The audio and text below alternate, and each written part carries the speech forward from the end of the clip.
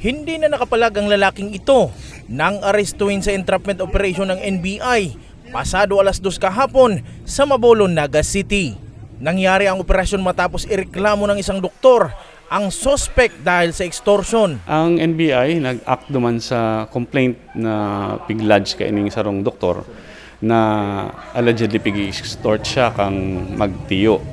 So ining babae is naging karelasyon ka ining doktor and eventually nagkaigusinda ng dating relationship. Ayon sa NBI, tiyuhin ang suspect ng babaeng karelasyon ng doktor na kalaunay na buntis at ginamit na dahilan sa pangingikil. Ining babae nagbados. Pinirit kang babaeng ipa-abort su aki maski habo si doktor.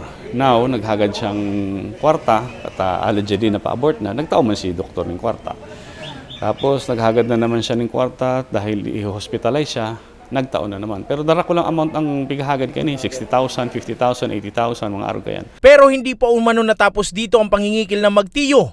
Humingi rin daw ito ng perang pagpapalibing ng ipinalaglag na bata. Kang nagadana, di ipinalubong na naman naghagad na naman. So latest is on kang November 1, naghagad ning 60,000 additional para sa novena. Pagda ini nagtatao ang doktor na ini, pigtatakot ini, sabi i-implicate ikaduman na may kinaraman ka sa pag-abort, duman sa trabaho mo, riribukon mi ka in a scandalous manner. May mga future harm na pigsasabi ining duwa. Dito na nagpasya ang doktor na magreklamo at humingi ng saklolo sa mga otoridad.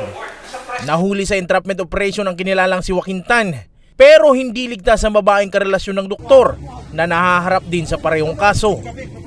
Jan Amador, Kamsur News.